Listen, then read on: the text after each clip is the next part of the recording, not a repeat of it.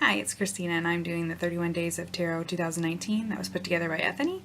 I'm going to do a batch today again. I'm doing days 19 through 27.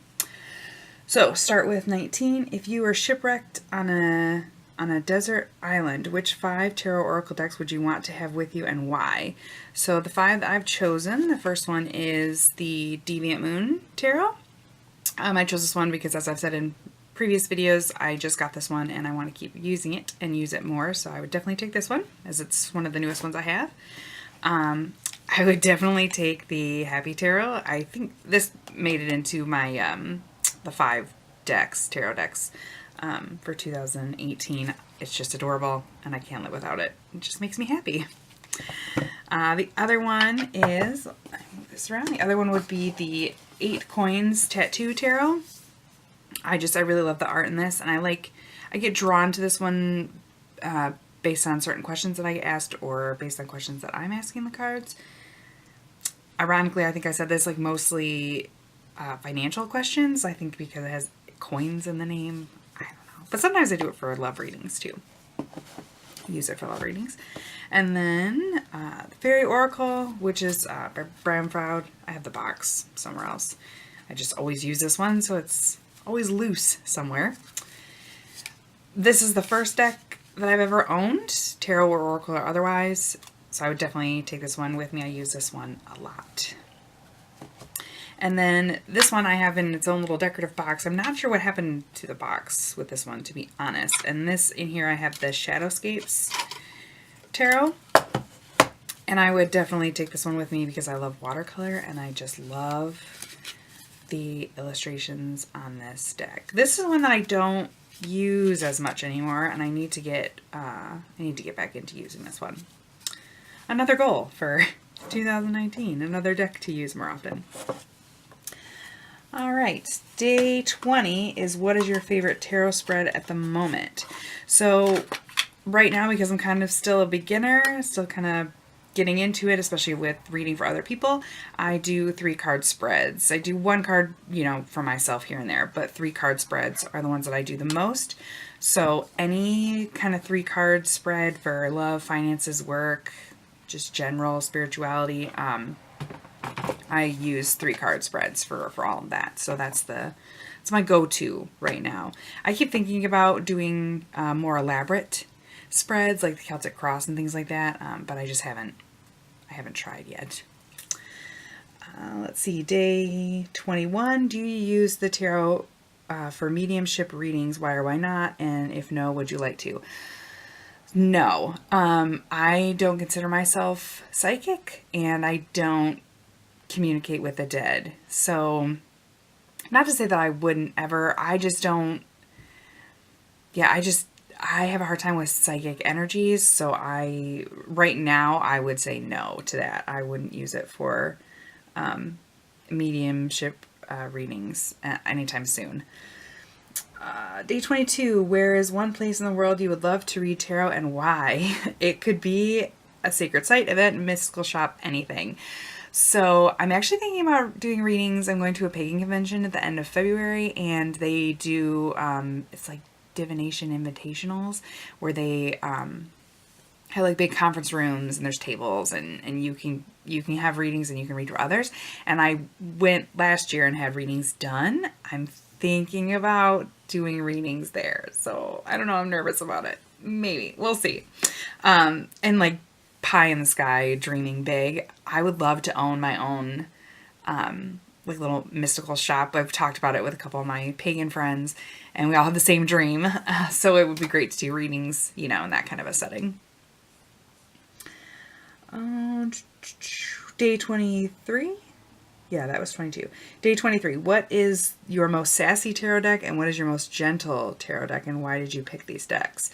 So for most sassy, I don't really have one that's super sassy. I have an oracle deck that's really sassy, which is the Rebel deck. Is that what it's called? The one with the unicorns on it. Or this says no unicorns. But that one's technically not a tarot deck. Yeah, that one's, it's labeled as a tarot deck, but it's actually an oracle deck. So I put the Deviant Moon Tarot down for sassy. it's not the right word. It's not really sassy. It's just very different. So I guess I technically right now don't have a very sassy deck. I've seen a lot of sassy decks. I just haven't gravitated towards one other than, I think it's called the Rebel deck, but that's an Oracle deck. So we'll say the Rebel deck or Deviant Moon. And then for most gentle deck, I picked, let me grab it here. I picked the Spirit Song Tarot. Whenever I have a really difficult question, or a client, like for a free reading has a really difficult question, I always grab this one. I think it's like the muted colors, and it's animals. I really like this one as far as like considering it a gentle deck. This is my go-to. Day 23, what card do you feel is the most misunderstood and why? So I picked Death because I feel like no matter what, especially with someone who's not familiar with tarot, if they see the Death card or you're talking about tarot and they mention the Death card, people think it means someone's dying or they're going to die or something to that effect. It's a very misunderstood card. That's not what it means. It means transformation, it's sort of like rebirth, big change, that kind of thing. But Death is definitely, and the Devil, but more so Death is the one that I see the most, that gets the most attention as far as being misunderstood. Day 25, do you have any tarot self-care rituals that are only for your personal practice? So no, not yet. I only do remote readings right now, so maybe obviously when I do readings in person, that might be different. The only thing that I can think that I am probably going to do, just for myself and no one else, is, so far I haven't had a deck that I'm like, I'm not using this for anybody else but me. However, the True Black Tarot is going to be on its way to me hopefully soon. And I think that deck is going to be just for me. I think I'll do, I'll post pictures of my spreads and things like that, stuff like that. But I don't think I'm going to use it for readings for other people. I think that deck it's just going to be my deck. I'm going to use it for readings for me. And I don't know why I feel that way. Other than it's just pretty and I just kind of want it to myself. So right now, that's my plan. We'll see if that changes. What tarot deck do you wish you could get into or vibe with, but you just can't, and why? So I put down the original, and I've talked about this before, the original Rider-Waite-Smith. Again, I didn't take it out of my bag. I have it in my ritual bag. It's the one that's in like the yellow tuck box. It's the traditional. I do not vibe with that at all, which is funny because I really like the universal, which it's the same. I think it's the illustrations. It's the way that it's just not very detailed, and it just, I just don't, like, the symbols are all there and they're obviously the same in the universal, but there's just something about that art style that's very harsh. I want to say blocky. I don't know. I don't like it. That's a deck I very, very rarely use. It's one that I just like kind of carry around with me, like I said, because all the symbols, and it's like the traditional deck to look at, but I don't actually use it that often at all anymore. I'm not a fan. That was day 26. Day 27, how do you pick your tarot decks for readings? So this is really interesting because typically I go in, like I said, I want to work with the Deviant Moon Tarot more because I just got it.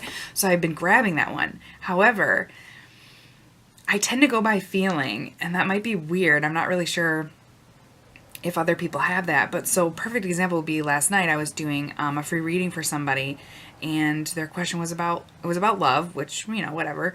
And I grabbed the Deviant Moon and I was like shuffling it, and just like as I was shuffling it, it just didn't feel right. Like I don't know how to describe it. It just wasn't the right deck. And I don't know what that is. I don't know if it's me vibing off the person, because obviously I look at their profile and things like that, and we talk through Messenger because this is all through Facebook.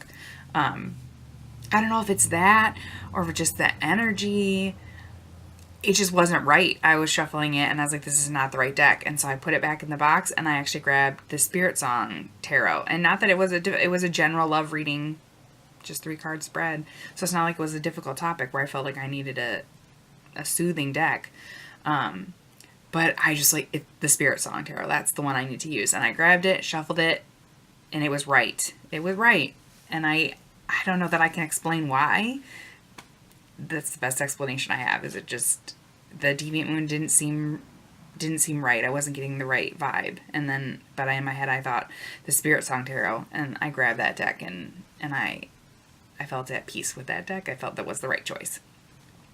So, if anybody has that same kind of experience, or goes by like feeling or vibes of decks that you use for certain spreads and certain situations, let me know in the comments down below. I'm very interested to see if that it's not just me, or if you've ever had the experience where you went to use a deck and realized that it wasn't the right one. That was an interesting experience. It's the first time that's happened to me, where I grabbed a deck with the intention of using that deck, and then, you know, was shuffling and was like, these are not the right cards.